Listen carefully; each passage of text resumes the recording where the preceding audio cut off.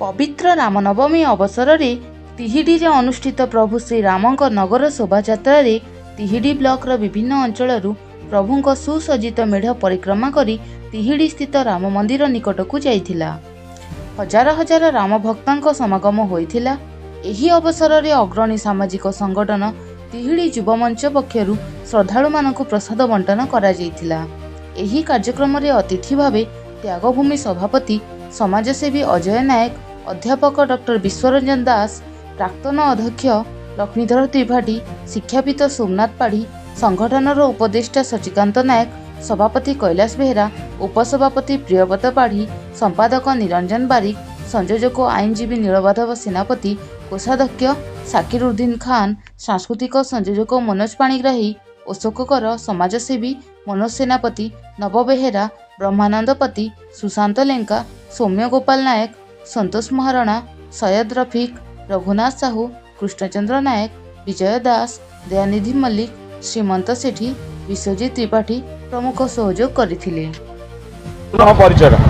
मुझे मनोज पाणिग्राही, सांस्कृतिक संयोजक अच्छी युव मंच एभली कार्यक्रम तिहिडी गोटे गणपर्व एवं सबुठार गोटे बड़ गणपर्व आगामी दिन होगा जाऊँगी। युव मंच केवल गोटे प्रयास करिछि तार आनुषंगिक कार्यक्रम पाई। तो एभली माटी पाई उत्सर्गित थिबा एवं संकल्पबद्ध थिबा युव मंच ता प्रयास रे प्रयासरत एवं आजिर राम भक्त माननकु ये गोटे छोटिया भेटी एवं गत वर्ष मध्य आमे करथिलु। आगु मध्य आउरी बड़ आकार करिम बोली आपण माने आशीर्वाद करंतु एवं तिहिडी रो जनसाधारण आमको आशीर्वाद करंतु जे तिहिडी रे अग्रणी सामाजिक अनुष्ठान भाव में युव मंच ठिया हो। धन्यवाद। जय श्री राम। एटा सुनो आडे आगु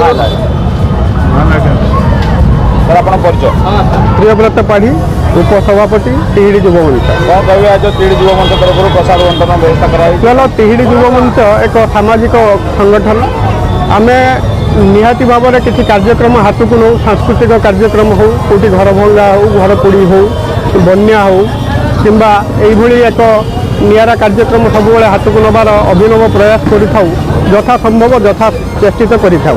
आज जो रामजनकर आज जो पवित्र रामनवमी उत्सव आम मैंने किसी साहाय्य सहानुभूति करी किसी चाहूँ किसी भक्त मानक किसी श्रद्धालु मानक आम प्रसाद सेवन करवा कि थकी पड़ुंट बाटर उपास आसुँच गोटे महक माटीर महक को माटीर बास्ना को उज्जीवित करने ये जो बास्ना को आम चिराचरित प्रथा अनुसार आम आगे नापी ये एक छोटिया प्रयास। भगवान आशीर्वाद आपण मानकर साहाय्य सहानुभूति यही थाऊ आम आगू को आहरी बढ़ू आमको जमी आपण मैंने आशीर्वाद करूँ आमर ये अनुष्ठान बढ़ी थाऊ।